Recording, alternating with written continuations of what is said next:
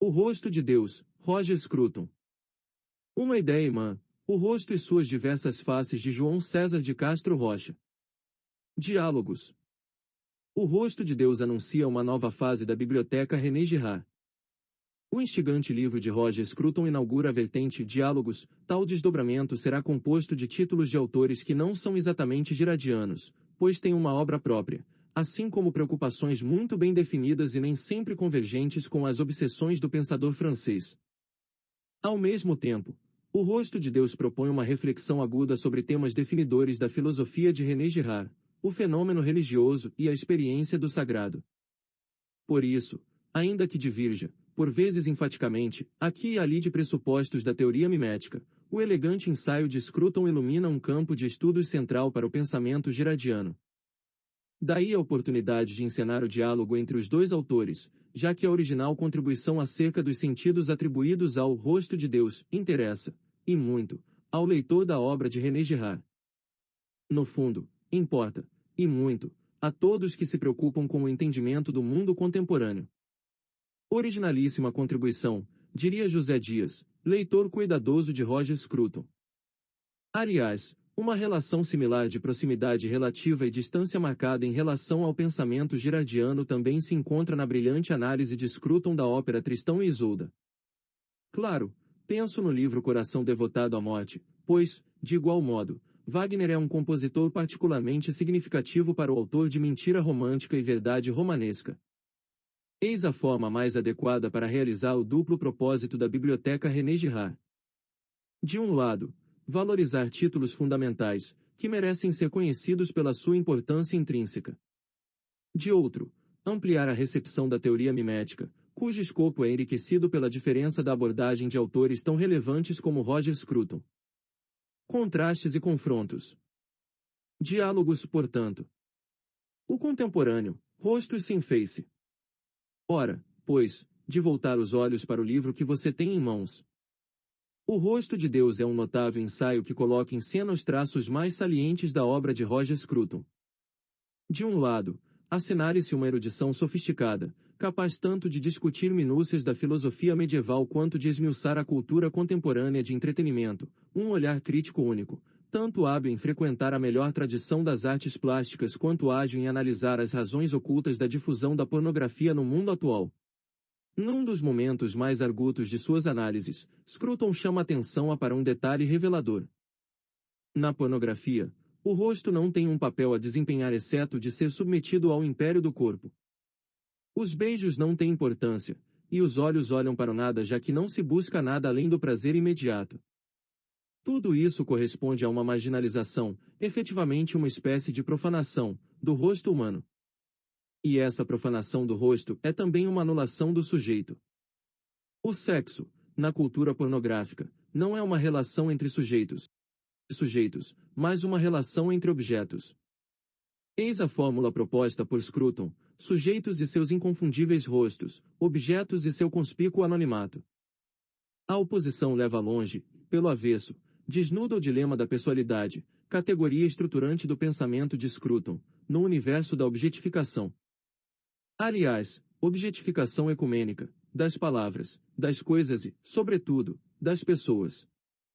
De outro lado, destaque-se a elegância da escrita e a clareza da exposição, aspectos destacados com gosto pelo autor. Neste ensaio, Scruton associa-se, em suas palavras, à filosofia tal como a conhecemos no mundo de língua inglesa, filosofia como discussão, que tem a verdade como objetivo, de preferência, a ser buscada objetivamente. Desse modo, ele consegue driblar a tradição dos profetas e dos místicos, que buscam obscuros pensamentos à margem da linguagem, e que lançam sombras sobre tudo aquilo de que se aproximam.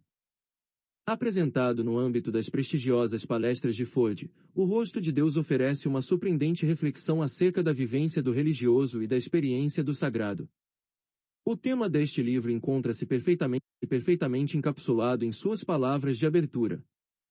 Lord Gifford não era um fiel ortodoxo de religião nenhuma, mas alguém que mesmo assim acreditava que nossa relação com Deus é a relação mais importante que temos. Ele viveu entre pessoas que compartilhavam essa crença, e ele mesmo presumia que a filosofia, a psicologia e a antropologia iriam confiná-la. O fenômeno religioso é entendido como matriz da cultura, visão de mundo que propicia o primeiro esboço de modos de convívio, autêntico rascunho de futuras sociedades. Não é tudo. A emergência das religiões também implica o enfrentamento da questão da finitude, com todas as suas consequências propriamente filosóficas, ainda que tratadas sob outra ótica. Nesse cenário, ilumina-se a visibilidade do rosto de Deus. Tal descrição, contudo, não faz justiça ao esforço do filósofo inglês, pois muito provavelmente soaria aos ouvidos do autor de beleza como uma prosa árida, desprovida do senso estético que desempenha um papel-chave em seu pensamento. Dito de maneira mais clara, Scruton concilia, com admirável lucidez, o olhar treinado do pensador, capaz de inventar seu próprio fio de Ariadne em meio a intricados labirintos de conjecturas e refutações, e, em sua perspectiva, o olhar acolhedor do crente, disponível à repentina iluminação do mistério da condição humana. Daí, a força do título, cujo centro de gravidade é a palavra rosto. O livro pode ser visto como o desenvolvimento de uma teoria geral do rosto, o rosto da pessoa, o rosto do mundo e o rosto de Deus. Rosto, palavra imã deste admirável ensaio. No dicionário de Scruton, rosto é a face que brilha no mundo dos objetos com uma luz que não é deste mundo, a luz da subjetividade. Olhar bem nos olhos do outro exige admirar seu rosto, isto é, reconhecer-o integralmente sujeito. Identificar o rosto da pessoa pode ser uma forma de abrir-se para o rosto do mundo. Por fim, afirma Scruton, para o crente, a possibilidade tornar-se plena por meio da contemplação do rosto de Deus.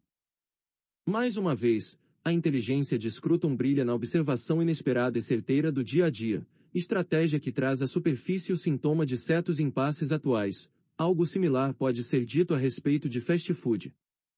Ela não apenas apaga o lugar, a refeição compartilhada, em que valores estéticos entram na vida cotidiana e a ordena, mas também deixa um rastro de embalagens e de lixo pela superfície do mundo. Outra fórmula ácida vem à mente: detritos e não mais convívio, dejetos e não mais sujeitos. Ainda, em detrimento da objetificação que se tomou o modus operandi do mundo globalizado, este ensaio parece apostar na utópica subjetificação das coisas, das palavras, e sobretudo das pessoas. Em lugar de fast tudo, fast food, fast reading, fast everything. Por que não desacelerar o ritmo frenético do dia a dia? O leitor deste livro descobrirá o antídoto: reencontrar rostos, vale dizer, reinventar sujeitos. Convergências. Hora de concluir esta breve apresentação, a fim de não retardar mais o contato do leitor com as diversas faces da rica argumentação de Scruton. Por isso mesmo, limito-me a sublinhar uma convergência possível. Vamos lá. A noção de rosto, tal como desenvolvida por Scruton, evoca um dos eixos do teatro shakespeariano. Aqui, William Shakespeare dá as mãos a Roger Scruton, afirmando a centralidade do outro no reconhecimento do eu. Ora, não será casual que a noção de interpessoalidade esteja disseminada em sua reflexão, noção que se aproxima, e muito, do conceito de interindividualidade, definidor da psicologia mimética, tal como teorizada por René Girard. Retomemos a Shakespeare. Em Júlio César, quando Cássio deseja envolver Brutus na conspiração para assassinar César, ele tira da manga uma pergunta decisiva: Cassius, me diga, bom Brutus, pode você ver o seu rosto? A resposta de Brutus vale por todo um ensaio: claro que ele não pode ver o próprio rosto. O olho não pode ver-se a si mesmo, o olho vê-se no avesso do olho. A fórmula é perfeita. O olho não pode ver-se a si mesmo, pois, nesse caso, faltaria exatamente o reflexo fornecido por uma superfície alheia ao sujeito. Aliás, como o leitor brasileiro de imediato pensa, trata-se de dilema que o alferes machadiano conheceu como poucos, sem a farda que o diferencia dos demais. Como mirar, se no espelho que, no entanto, se encontra diante dos olhos? Naturalmente, Cássio se oferece como espelho do amigo, e assim, convencido de seu valor pela confirmação do olhar do outro, Brutus adere à conspiração. Na obra de Shakespeare, passagens similares são legião. O tema estrutura seu teatro, conhecendo as mais distintas formulações. Pois é, o rosto de Deus bem pode ser espelho que, hoje mais do que nunca, necessitamos para entender os impasses do mundo atual. Prefácio. Este livro contém a versão publicada das palestras dadas na Universidade de St Andrews durante a primavera de 2010. A doação de Lord Gifford tinha o objetivo de patrocinar palestras públicas nas universidades escocesas que fossem promover e difundir o conhecimento de Deus. E ele esperava que as palestras fossem acessíveis sem a necessidade de conhecimentos especializados. Por isso, tentei evitar os pormenores técnicos que os filósofos acadêmicos podem julgar essenciais para o devido desenvolvimento de minha argumentação e meramente mencionei debates que a mim parecem estar à margem das preocupações de pessoas comuns de boa formação. Sou grato à Universidade de St Andrews por convidar-me para dar essas palestras e às plateias animadas que tomaram a ocasião um grande prazer. Sou particularmente grato ao professor John Aldane, do Departamento de Filosofia, que desempenhou um papel fundamental tanto para garantir o convite quanto para assegurar que aceitá-lo seria uma experiência recompensadora e prazerosa. Ao preparar essas palestras para publicação, completei alguns dos argumentos, mas tentei manter o estilo relativamente informal em que elas foram compostas.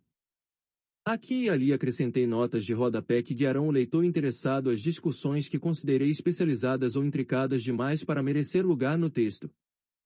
Versões anteriores foram lidas por John Cottingham, Fiona Ellis, Alec Jagsinska e Raymond Tallis, e sou grato a todos por seus comentários e por suas críticas. Malmesbury, junho de 2011.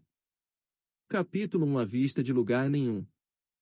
Lord Gifford não era um fiel ortodoxo de religião nenhuma, mas alguém que mesmo assim acreditava que nossa relação com Deus é a relação mais importante que temos. Ele viveu entre pessoas que compartilhavam essa crença, e ele mesmo presumia que a filosofia, a psicologia e a antropologia iriam confirmá-la. Não creio que ele tenha antevisto a cultura dominante de hoje em dia, em que a crença em Deus é amplamente rejeitada, considerada um sinal de imaturidade emocional e intelectual. Mas creio que ele teria aprovado a tentativa de explorar o que está sendo perdido quando essa crença é esquecida. E esse será um dos meus temas nesta série de palestras. Vou considerar algumas das consequências da cultura ateísta que cresce à nossa volta e sugerir que este não é apenas um fenômeno intelectual, que expressa uma descrença em Deus, mas também um fenômeno moral, que envolve um distanciar-se de Deus. Você pode perguntar-se como as pessoas poderiam deliberadamente distanciar-se de algo que julgam não existir. Mas Deus tem uma relação íntima até com aqueles que o rejeitam. Assim como o esposo de um casamento sacramental, Deus é inevitável, ou evitável apenas por meio da criação de um vazio. Esse vazio se abre à nossa frente quando destruímos o rosto, não apenas o rosto humano, mas o rosto do mundo também. O vazio sem Deus é aquilo com que nos defrontamos quando nossos ambientes perdem o rosto. Não nego que ateístas possam ser pessoas de perfeita retidão, gente muito melhor do que eu. Mas há mais de uma motivação por trás da cultura ateísta da nossa época, e o desejo de escapar do olho que julga é um deles. Escapa-se do olho que julga apagando o rosto. Vou começar com a visão de mundo científica, que muitas pessoas julgam ser a verdadeira origem das dúvidas atuais a respeito da crença em Deus. Segundo Richard Dawkins, hoje o mais destacado propagandista do ateísmo, os seres humanos são máquinas de sobrevivência, a serviço de seus genes.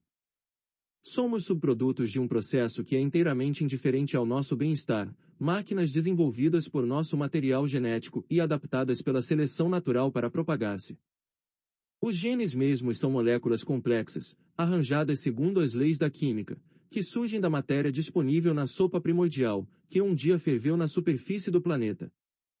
Ainda não se sabe como isso aconteceu, talvez descargas elétricas tenham feito os átomos de nitrogênio, de carbono, de hidrogênio e de oxigênio se unirem nas devidas cadeias, até que uma delas adquirisse a singular característica que conhecemos como vida, mas que pode ser mais bem descrita como a codificação de instruções para sua própria reprodução. Talvez um dia a ciência possa ser capaz de responder à pergunta sobre como isso aconteceu. Mas será a ciência, e não a religião, quem vai dar essa resposta. Quanto à existência de um planeta em que os elementos são tão abundantes nas mesmas quantidades em que o são o planeta Terra, isso também terá de ser explicado pela ciência, mas pela ciência da astrofísica, e não pela biologia. A existência da Terra é parte de um grande processo em desenvolvimento iniciado pelo Big Bang, que contém muitos mistérios que os físicos exploram com espanto crescente. A astrofísica tanto gerou muitas perguntas quanto respondeu a elas. São, porém, questões científicas, a ser respondidas pela descoberta das leis do movimento que governam as mudanças observáveis em todos os níveis do mundo físico, da galáxia ao quark, do buraco negro à supernova. O mistério com que nos defrontamos ao contemplar a Via Láctea, sabendo que as estrelas cristalizadas naquele borrão de luz são apenas estrelas de uma única galáxia, a galáxia que nos abriga, e que, além de seus limites, uma miríade de outras galáxias giram pelo espaço, umas morrendo, outras surgindo, todas para sempre inacessíveis a nós e todas afastando-se a uma velocidade inimaginável. Esse mistério não pede uma resposta religiosa. Esse mistério resulta do nosso conhecimento parcial e só pode ser resolvido por mais conhecimentos do mesmo tipo, o conhecimento que chamamos de ciência. Talvez, se a teoria do Big Bang estiver correta, tenha havido um momento em que tudo isso começou. Mas o que era verdadeiro naquele momento é teoricamente incognoscível para nós, já que as leis da física só teriam começado a operar a partir de uma fração infinitesimal de segundo depois, o chamado tempo de Planck, quando surgiu o contínuo espaço-tempo.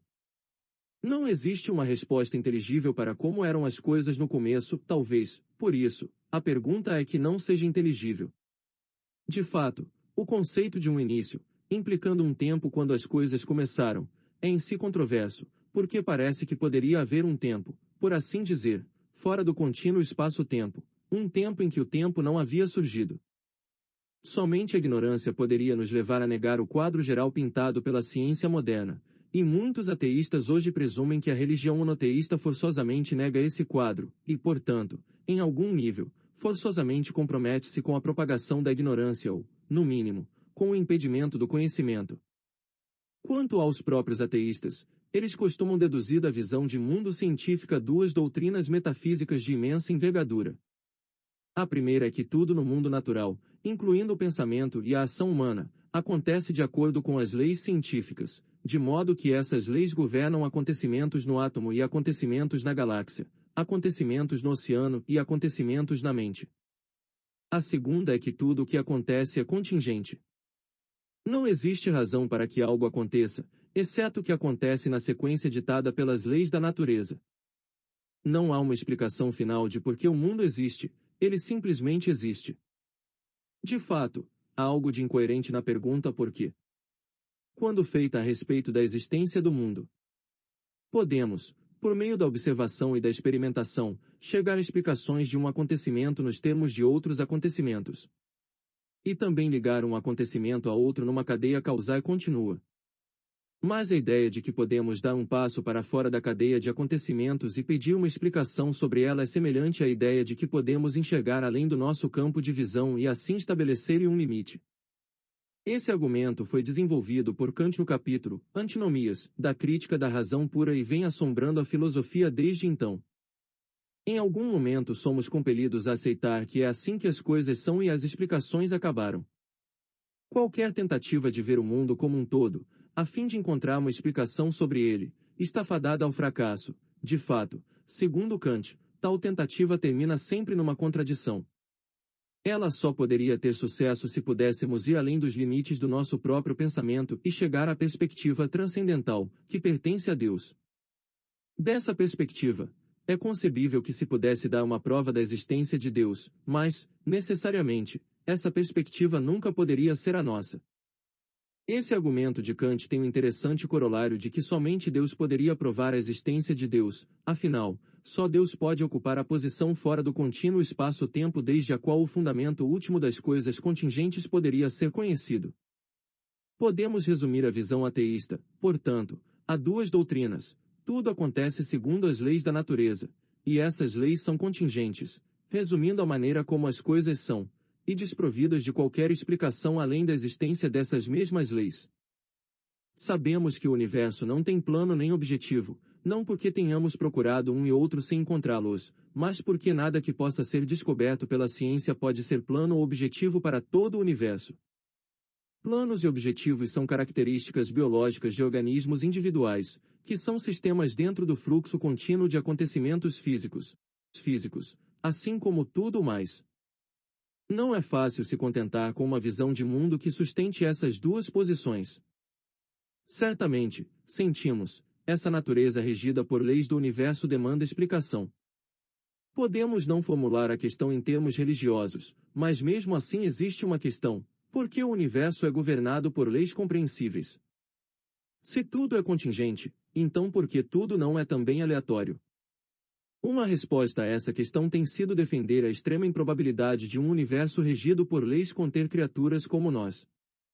Diversos pensadores recentes enfatizaram que a mínima alteração das constantes fundamentais da física levaria a um universo em que a vida e a consciência estariam excluídas para sempre. Portanto, concluíram, é tão improvável que esse universo exista que devemos supor que alguma inteligência divina seja sua causa. Esses argumentos, porém, são vazios. Só é possível falar de probabilidade se for possível fazer juízos comparativos ou cálculos estatísticos. Dispondo de um e apenas um universo, esses juízos e cálculos não podem ser feitos, essas afirmações de probabilidade e de possibilidade, portanto, carecem de fundamento. Outra resposta está contida no chamado princípio antrópico fraco, segundo o qual, se o universo fosse aleatório, ele também seria incognoscível, já que é somente num universo governado por leis, e muito semelhante a este aqui, que criaturas capazes de conhecimento poderiam existir. O conhecimento, afinal, é uma condição extremamente delicada, por meio da qual estados de coisas são conectados à sua própria representação mental causalmente. Essa condição pressupõe conexões, semelhantes a leis, de longo alcance. Assim, se temos a mera possibilidade de procurar explicações, o universo não pode ser aleatório, antes devendo ser governado por leis afinadas. Que o universo é governado por leis não é algo que simplesmente acontece. Se não fosse assim, não poderíamos saber que não é assim. Essa sugestão recorda o idealismo transcendental de Kant. O mundo, dizia Kant, tem de satisfazer as exigências a priori do conhecimento. Tem de ser ordenado no espaço e no tempo e tem de conformar-se às categorias, conceitos como substância e causa, sem os quais não poderíamos emitir juízos. Esses conceitos só podem ser usados de maneira que faça sentido se certos princípios forem válidos para o mundo a que são aplicados. Assim, podemos saber a priori que o mundo obedece a esses princípios, precondições do conhecimento. Um desses princípios é a lei da causalidade, de que todo acontecimento tem uma causa. Assim, essa verdade não é meramente contingente. É matéria de conhecimento, sintético a priori. Parece-me justo dizer que Kant não teve sucesso em levar seu raciocínio até a conclusão que desejava. O melhor que conseguiu foi provar que o mundo tem de parecer ordenado se vamos emitir juízos a seu respeito. Mas isso não é tanto um fato sobre o mundo quanto um fato a nosso respeito. A questão que estou explorando é bem diferente daquela defendida por Kant, a saber, por que, com que finalidade e por que razão vivemos num mundo regido por leis. Talvez nenhum outro mundo seria um mundo que contivesse criaturas como nós, capazes de fazer os tipos de pergunta que estou fazendo aqui e agora. Mas, então, por quê, com que finalidade e por que razão existe um mundo com criaturas como nós? Quando os teólogos tentaram pela primeira vez enfrentar a revolução científica do século XVII, isso aconteceu no contexto da visão newtoniana da realidade física, da maneira contida por uma moldura euclidiana estática. O espaço e o tempo eram concebidos como absolutos, imutáveis, o pano de fundo contra o qual se desenrola o drama do movimento e repouso. A teoria geral da relatividade de Einstein trouxe o espaço e o tempo para o primeiro plano, eles se tomaram parte da rede causai, matrizes que mudam com as coisas que contêm. Enquanto isso, a mecânica quântica abalava os fundamentos da física, prevendo que a condição de uma partícula poderia estar conectada à de outra, mesmo que nenhuma fossa passasse entre elas, resultado esse que Einstein não conseguia aceitar e contra o qual bateu sua grande cabeça. No mundo da mecânica quântica, aquilo que existe e aquilo que pode ser conhecido parecem fundir-se mutuamente, como personagens da ficção, que não são verdadeiramente distintos de suas histórias. O universo newtoniano, que parecia um brinquedo tão robusto nas mãos do Criador, dissolve-se no nível superior em flutuações do contínuo espaço-tempo, e no nível inferior em possibilidades infundamentadas, afirmações sobre aquilo que pode ser medido, das quais as coisas mesmas praticamente desapareceram. E o pior de tudo é que, ainda que a teoria da relatividade e a mecânica quântica tenham sido confirmadas repetidas vezes, as duas não foram unificadas, e, no esforço para juntá-las, os físicos produziram descrições cada vez mais bizarras e contraintuitivas.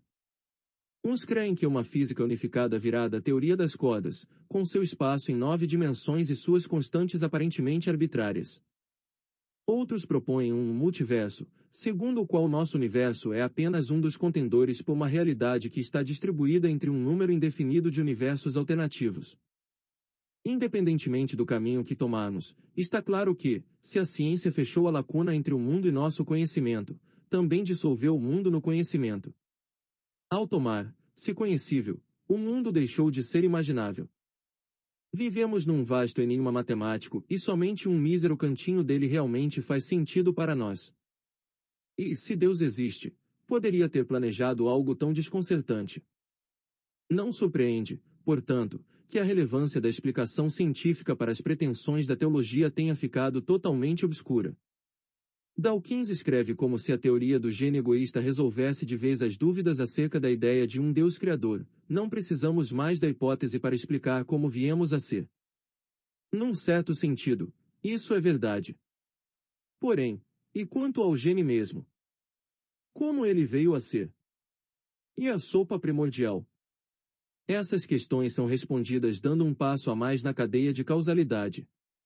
Mas a cada passo encontramos um mundo com uma qualidade singular, isto é, este mundo, deixado a si mesmo, produzirá seres conscientes, capazes de procurar a razão e o sentido das coisas e também sua causa. Aquilo que é mais impressionante em nosso universo, que ele contém a consciência racional, juízo, conhecimento do certo e do errado e todas as outras coisas que tomam a condição humana tão singular, não fica menos impressionante diante da hipótese de que esse estado de coisas tenha surgido, ao longo do tempo, de outras condições. Se isso for verdade, apenas mostra quão impressionantes foram essas outras condições. O gênio e a sopa primordial não podem ser menos impressionantes do que seu produto, e o fato de que sua evolução se daria nessa direção, no sentido de um mundo que obteve consciência de si mesmo, certamente foi a mais intrigante característica daquele denso pacote de coisas que surgiu 43 segundos após o Big Bang. Mas será esse espanto um vazio que jamais poderá ser preenchido por uma explicação? Podemos obter algum auxílio se nos voltarmos para a pergunta que causa todos os nossos problemas, a pergunta por quê? Aristóteles afirmava que essa pergunta podia ser respondida de 4 maneiras distintas, e cada uma dessas maneiras introduzia um tipo diferente de causa. Sua teoria das 4 causas foi posta de lado pela visão de mundo científica, que só reconhece um único tipo de causa, aquela que os aristotélicos chamam de causa eficiente, e um tipo de lei, que é a conexão matematicamente expressa das quantidades, juntando causa e efeito. Mesmo assim, Aristóteles estava certo em um aspecto. É da natureza da consciência perguntar tipos de porquê, por definição diferentes daqueles apresentados pelo cientista. Não ficamos satisfeitos com o porquê da explicação causal. Qual a razão da existência do mundo e o que significa essa existência? O porquê da razão não está necessariamente procurando um propósito, está, porém, procurando uma explicação que remova o paradoxo de um mundo governado inteiramente por leis, aberto à consciência, que no entanto não tem explicação, que simplesmente é, por razão nenhuma.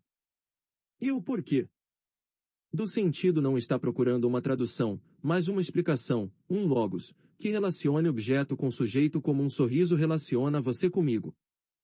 Desse modo, você pode perguntar qual o sentido de um motivo em arquitetura, de um acorde na música, de uma cor na pintura, não procurando o equivalente em palavras, porque não há equivalente, mas buscando os contextos e as comparações que oferecem um novo entendimento em relação ao fenômeno que causou perplexidade.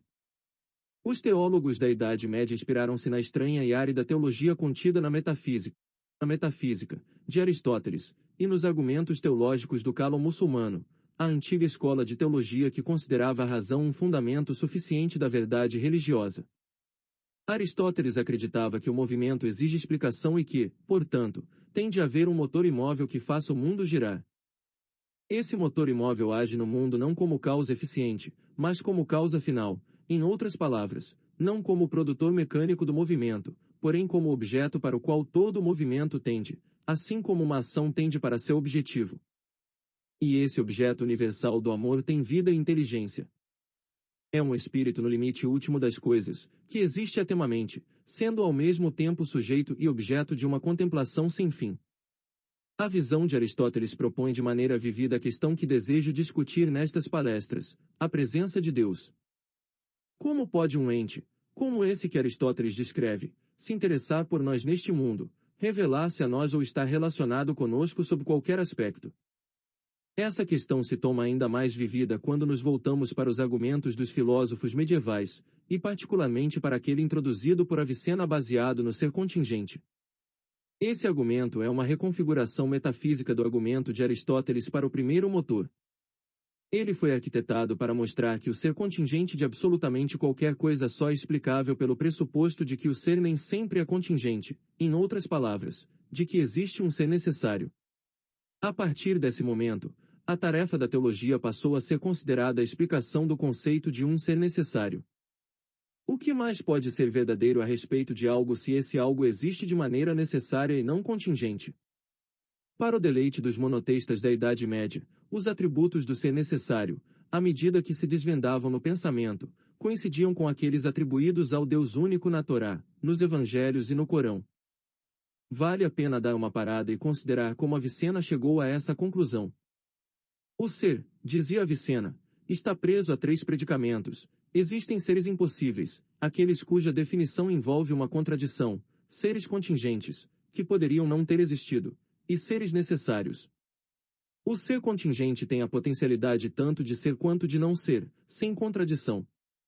Você e eu somos seres contingentes nesse sentido, e ainda que me seja concedida certa intuição da minha própria existência, essa certeza é mera posse pessoal e nem mesmo garante minha sobrevivência, nem refuta a afirmação de que existem mundos possíveis em que eu não existo.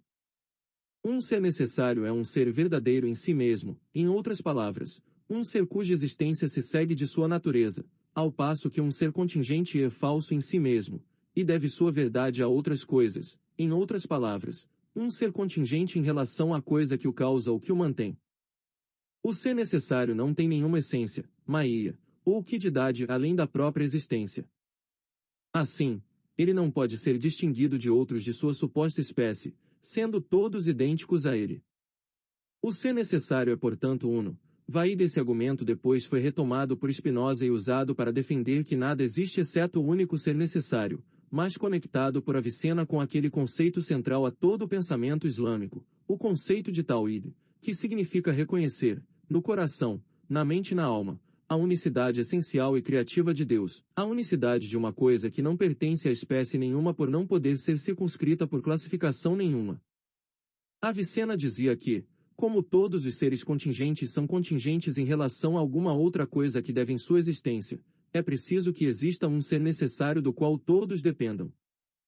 Avicena defendeu isso sob um aspecto, e Santo Tomás de Aquino, retomando a discussão, sob outro.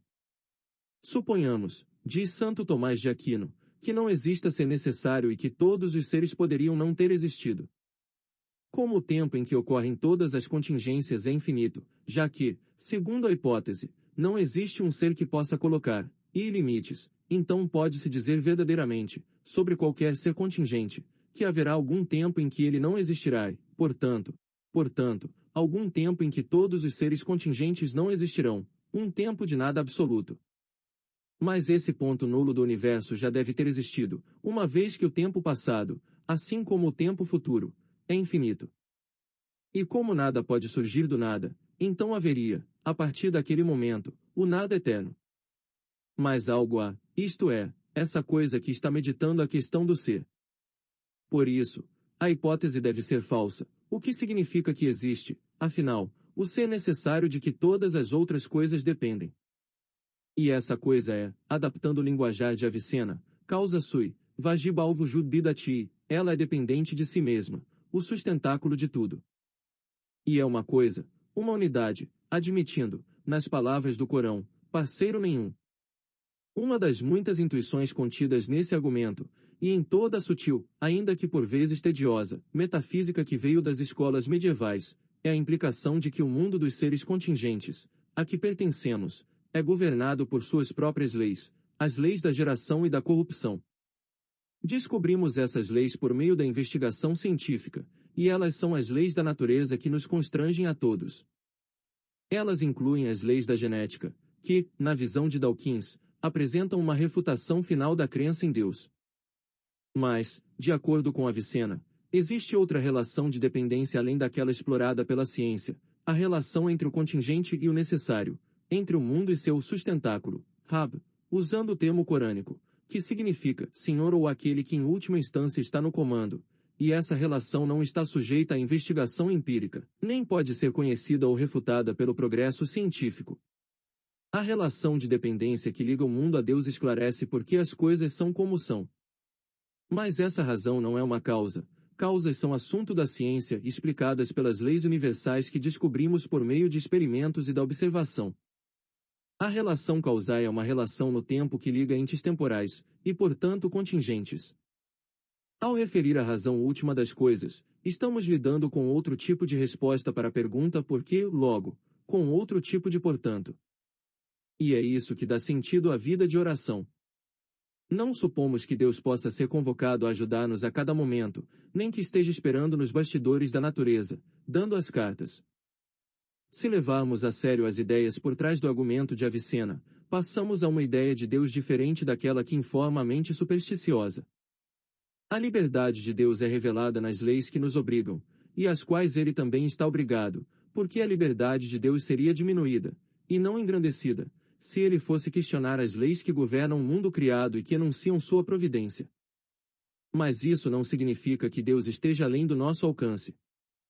Ele está em nós e em torno de nós, e nossas orações dão a forma de nossa relação pessoal com ele. Dirigimo-nos a ele, assim como nos dirigimos àqueles que amamos, não com o porquê da explicação, mas com o porquê da razão e com o porquê do sentido. Queremos saber a finalidade e o sentido, e também a causa, e treinar a disciplina da aceitação. É essa postura, e não a crença em intervenções sobrenaturais, que informa a visão de mundo religiosa, a postura de submissão, ou de Islã. Eu costumava ser muito cético em relação a esses argumentos, em grande parte pelos motivos enunciados por Kant, pois eles exigem ir além dos limites do pensamento científico, e aplicar conceitos como causa, substância, probabilidade e qualidade ao mundo concebido como um todo, e não aos itens empiricamente encontrados nele. Segundo Kant, há sempre um salto indevido do campo do entendimento, no qual aplicamos nosso pensamento à experiência, a fim de conhecer o mundo da maneira como ele se apresenta para nós, para o campo da razão pura, em que somos tentados a fazer perguntas que não têm resposta, uma vez que elas aplicam conceitos fora do domínio em que eles fazem distinções verdadeiras. Uma dessas questões é exatamente aquela que venho considerando, a questão por quê, feita em relação ao mundo como um todo. Kant, porém, era muito ambivalente em relação à sua própria conclusão. Ele acreditava que a tendência da razão de exceder os limites da ciência é incorrigível e, ao mesmo tempo, incontestável. A pergunta por quê não vai desaparecer só por causa de uma teoria filosófica que a condena por considerá-la indevida. Afinal, essa pergunta tem a ver com nossa ansiedade mais fundamental, a ansiedade da própria existência. Por que eu sou? É uma pergunta que você pode descartar, como se fosse uma pergunta sem resposta. Mas, ao descartá-la, você também a responde, evocando a resposta de Sartre em seus textos existencialistas. Ao dizer que não existe resposta para a pergunta por que eu sou, você abre as portas para a ideia de que a sua própria existência é uma espécie de absurdo, e é só um passo dessa ideia até a conclusão existencialista de que há uma razão para a sua existência, mas cabe a você, e somente a você, apresentá-la. Essa resposta existencialista então reforça a pergunta, que se impõe dia após dia, e minuto após minuto, em nossa vida pessoal. Se você aceitar o argumento de Avicena com base no ser contingente, então também precisa aceitar que a relação de dependência entre Deus e o mundo não é uma relação causal, isto é, não é um caso especial daquelas conexões semelhantes a leis entre acontecimentos contingentes que conhecemos pelos métodos da ciência empírica. O Deus dos filósofos não é um ser empírico, mas transcendente, um ser cuja natureza e essência colocam-no fora do mundo das particularidades empíricas, sustentando esse mundo de alguma forma, mas não do modo como uma trave apoia uma viga ou como uma mãe segura seu filho. Contudo, é difícil entender como um ser como esse, cuja natureza é temamente a mesma, poderia chegar a interferir no mundo sob qualquer aspecto. De fato, parecemos eterna e irremediavelmente apartados dele. Ele se toma Deus absconditus, o Deus oculto, como Santo Tomás o descreveu. E como podemos nos relacionar com esse Deus? Como podemos amá-lo ou saber que ele retribui o nosso amor? Se resolvermos a tensão entre as visões de mundo teísta e científica à maneira de Avicena, então o risco é terminarmos com um Deus que não pode ser conhecido nem amado, já que só aquilo que pode ser conhecido pode ser verdadeiramente amado. E, se assim for, como podemos obedecer aos dois grandes mandamentos de amar a Deus completamente nosso próximo como a nós mesmos, os mandamentos, como disse Cristo, que são o tó da lei e os profetas? Esse problema ocorre não apenas com o Deus de Avicena, mas também com o Deus de Averroes, com o Deus de Moisés Maimônides e até com o Deus de Aquino.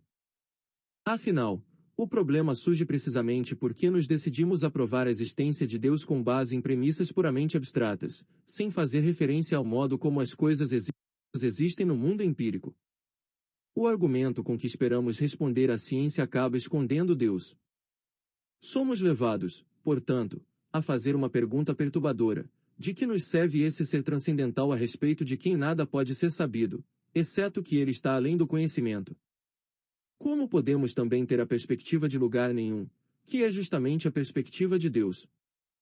Como podemos rezar para um Deus assim e como podemos abrir espaço para ele em nossa vida, assim como se abre espaço para um cônjuge ou um amigo? Certamente Deus há de estar presente no mundo, se vamos ter fé nele, porque a fé é uma relação pessoal, uma relação de confiança, que exige o tipo de reciprocidade que um ser livre pode oferecer a outro, no mundo do espaço e do tempo. Agora, se a crença em Deus não passasse de uma metafísica abstrata, seria difícil entender por que é importante ter ou não ter fé. A ciência mais a metafísica é o equivalente da ciência, quando se trata de decisões reais e práticas.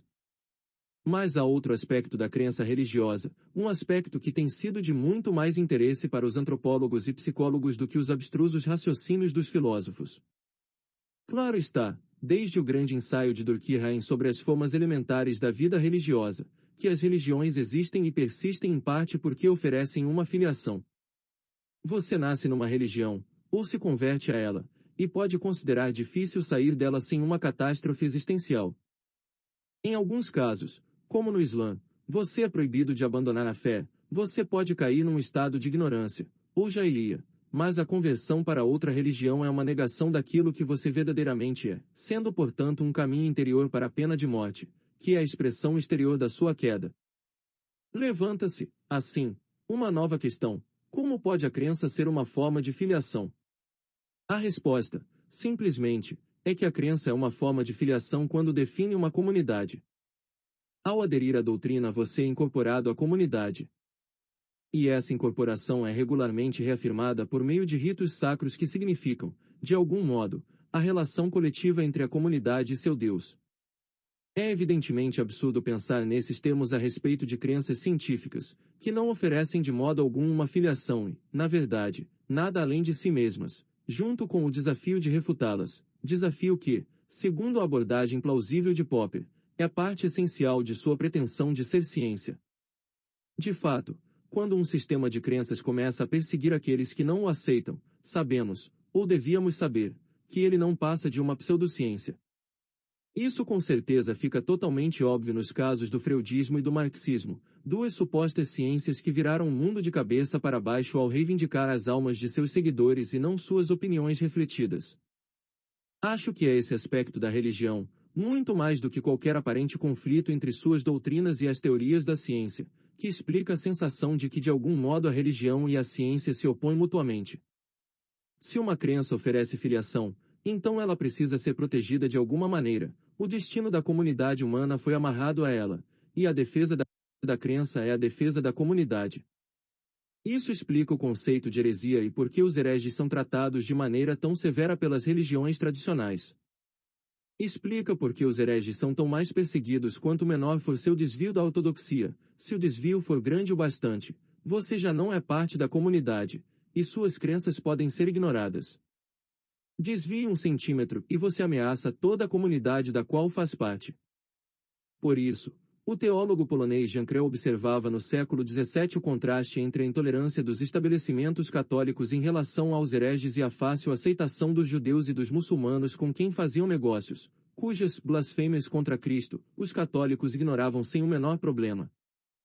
É esse o aspecto da religião, acho, que mais perturba as pessoas religiosas que respeitam o método científico e absorveram as lições, as muitíssimas lições, do iluminismo, desejando seguir o caminho da religião nos limites da simples razão, como Kant expressou no título de seu livro a respeito. Livro que lhe trouxe problemas com a censura exatamente porque parecia expulsar Deus de seus lugares habituais no mundo empírico. Como podemos conciliar a natureza de formação das comunidades de crenças religiosas e suas pretensões de verdade?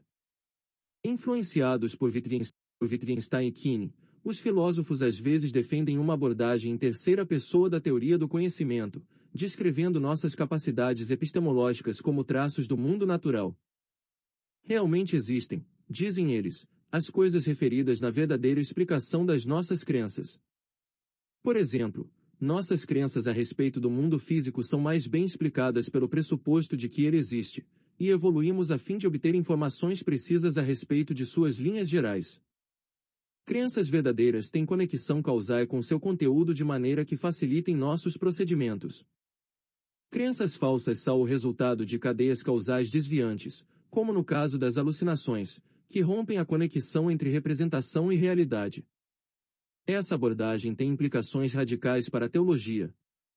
Se as afirmações comuns da fé são verdadeiras, Deus é transcendente. Não é parte da natureza e não é um objeto passível de investigação científica. Nenhuma explicação científica da crença religiosa jamais poderia referir-se a ele.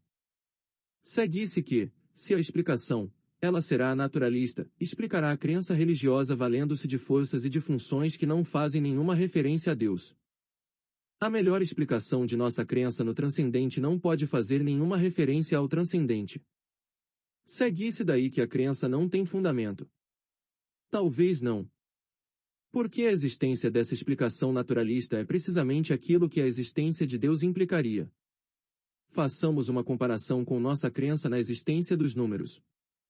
Nossas crenças matemáticas não são causadas pelos números, que são objetos abstratos, desprovidos de poderes causais.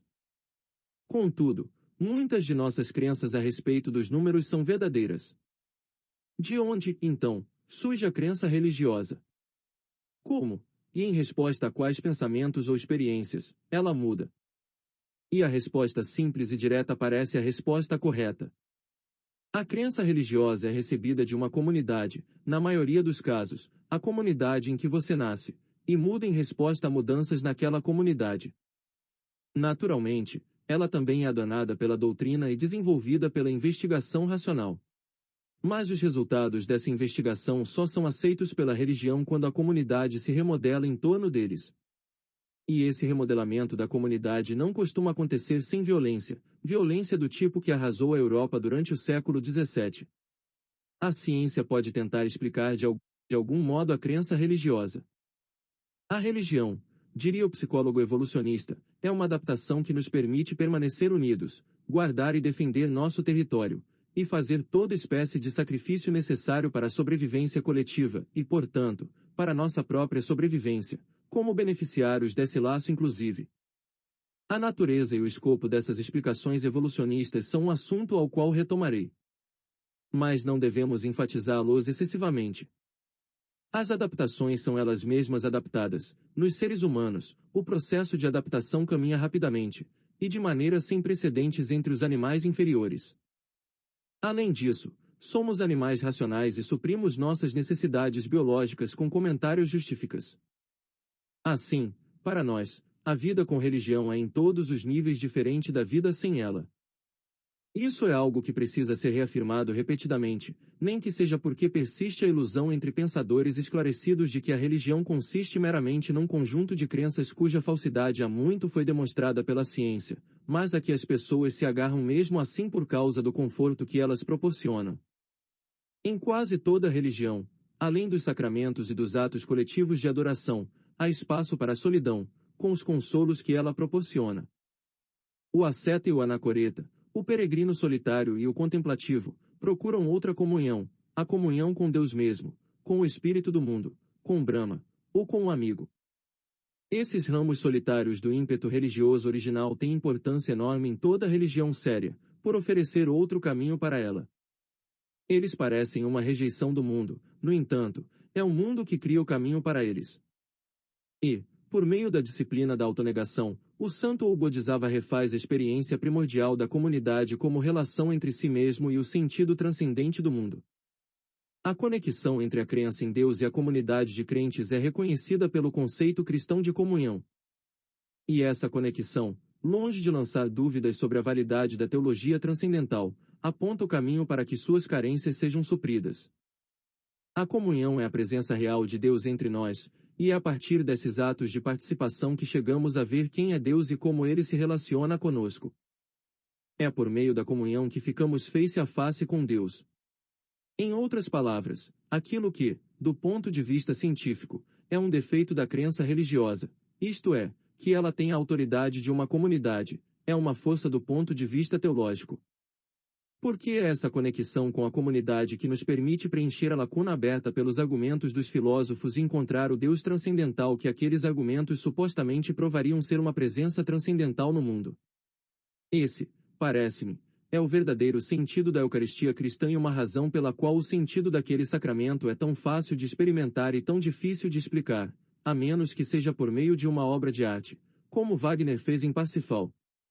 Afirmarei que é possível conciliar o Deus dos filósofos com o Deus que o crente comum adora e para o qual reza, desde que vejamos que esse Deus é compreendido não por meio de especulações metafísicas a respeito dos fundamentos do ser, mas por meio da comunhão com nossos semelhantes. A comunidade religiosa adapta a perspectiva de lugar nenhum, que é a perspectiva de Deus, a perspectiva de algum lugar, que é a nossa.